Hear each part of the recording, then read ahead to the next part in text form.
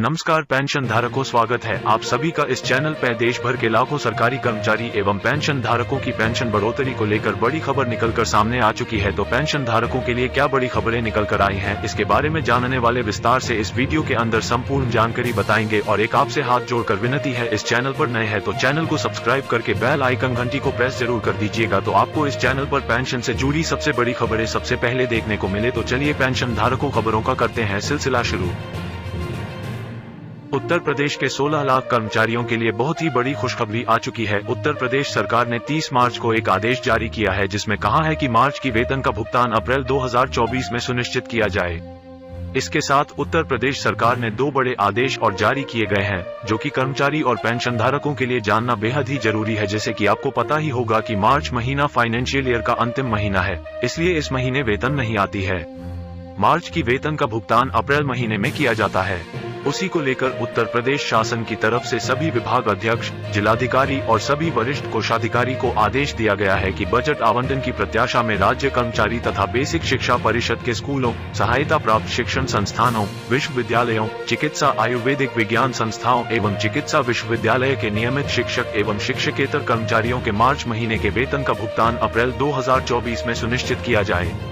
इसमें किसी भी प्रकार की देरी नहीं होनी चाहिए। उत्तर प्रदेश शासन की तरफ से एक और महत्वपूर्ण आदेश 19 मार्च 2024 की डेट में जारी किया गया है, जिसमें कहा गया है कि सामान्य भविष्य निधि (जीपीएफ) में किसी कर्मचारी के द्वारा एक वित्तीय वर्ष में केवल 5 लाख रुपए का आवेदन किया जा सकता है। उत्तर प्रदेश शासन के द्वारा जारी इस आदेश का मतलब ये हुआ कि अब कोई भी कर्मचारी अपने जीपीएफ खाते में केवल सालाना 5 लाख रुपए तक जमा कर सकता है। सरकार ने जीपीएफ खाते में पैसा जमा करने की अधिकतम सीमा 5 लाख रुपए कर दी है।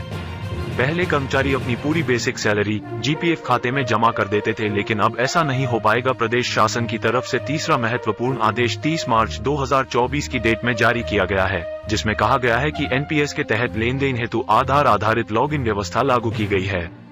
कर्मचारियों के हितों का संरक्षण करने के लिए आधार आधारित लॉगिन के माध्यम से एक अतिरिक्त सुरक्षा सुविधा प्रारंभ की जा रही है। आधार आधारित लॉगिन को विद्यमान यूजर आईडी और पासवर्ड आधारित लॉगिन प्रक्रिया के साथ जोड़ा जाएगा।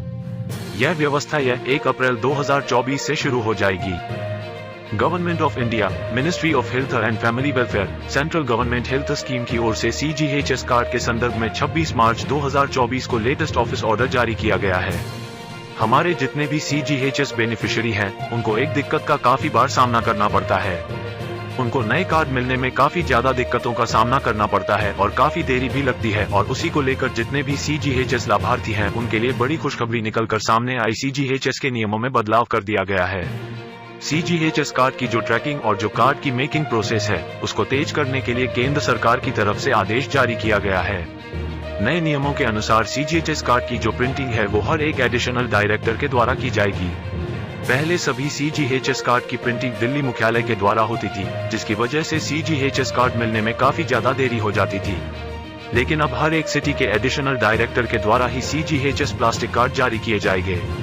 उनकी जो प्रिंटिंग है, वो सिटी के एडिशनल डायरेक्टर के द्वारा ही की जाएगी, जिससे कार्ड मिलने में सीजीएचएस लाभार्थियों को कोई भी देरी का सामना नहीं करना पड़ेगा, जिससे कार्ड मेकिंग की प्रोसेस है उसमें भी ज्यादा तेजी आएगी और सीजीएचएस लाभार्थियों को जल्दी ही कार्ड मिल पाएंगे। वहीं अगर किसी सीजीएचएस लाभार्थी का कार्ड खो जाता है, तो उनको डुप्लीकेट कार्ड बनाने के लिए 100 रुपए का फीस लिया जाएगा, चार्जेस लिए जाएंगे। और यह जो कार्ड है, वो भी हर सिटी के एडिशनल डायरेक्टर की ओर से सीजीएचएस कार्ड की प्रिंटिंग की जाएगी।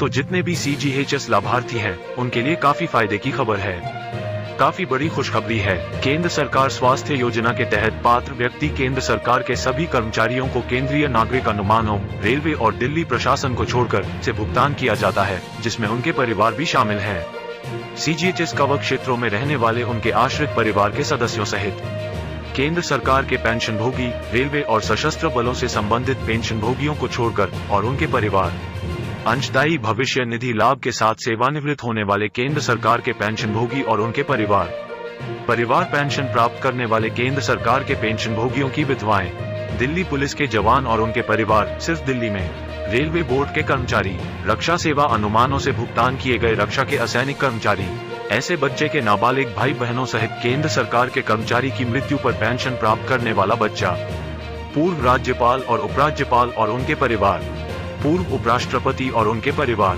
केंद्र सरकार के कर्मचारी जो अर्ध सरकारी और स्वायत्त निकायों में प्रतिनियुक्त हैं, जो केंद्र सरकार से पर्याप्त अनुदान प्राप्त कर रहे हैं या वित्त पोषित हैं। केंद्र सरकार प्रतिनियुक्ति की अवधि के दौरान सांविधिक स्वायत्त में प्रतिनियुक्ति पर कर्मचारी, सिविल विभागों में प्रतिनियुक्ति पर और केंद्रीय नागरिक अनुमानों से अपनी परिलब्धियां प्राप्त करने के दौरान सैन्य अधिकारी सीजीएचएस अंशदान 6 महीने की अवधि के लिए अग्रिम रूप से जमा करने पर अधिकतम 6 महीने की अवधि के लिए गैर सीजीएचएस क्षेत्र में स्थानांतरित सरकारी कर्मचारियों के परिवार, उत्तर पूर्वी कैडर के आईएएस अधिकारियों के परिवार जो उत्तर पूर्वी कैडर में आईएएस अधिकारी के प्रत्यावर्तन के बाद भी दिल्ली में बने रहते हैं, बशर्ते कि वे सीजीएचएस योगदान जमा करने पर नई दिल्ली में सरकारी आवास पर बने रहें। अग्रिम 1 से 3 वर्ष।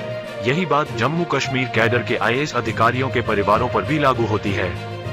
केंद्र सरकार के संसदीय सचिव और उनके परिवार, सांसद और उनके परिवार, संसद के पूर्व सदस्य, सुप्रीम कोर्ट और दिल्ली हाई कोर्ट के मौजूदा जज और सुप्रीम कोर्ट और हाई कोर्ट के भूतपूर्व जज, केंद्र सरकार के विभिन्न मंत्रालयों, विभागों द्वारा संचालित प्रतिष्ठानों में कार्यरत कार्य प्रभारित और औद्योगिक कर्मचारी उनके सेवा में शामिल होने की तिथि से तत्काल, केंद्रीय विद्यालय संगठन के कर्मचारी दिल्ली और एनसीआर, कोलकाता, चेन्नई, हैदराबाद, मुंबई और बेंगलुरु में तैनात हैं।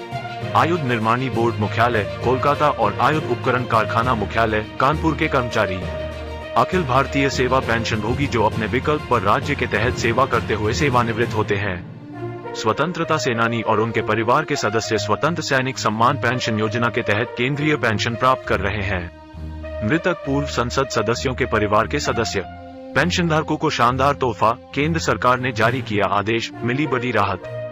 March 31, 2024 by Admin Government of India, Ministry of Health and Family Welfare, Central Government Health Scheme की ओर से CGHS कार्ड के संदर्भ में 26 मार्च 2024 को लेटेस्ट ऑफिस ऑर्डर जारी किया गया है।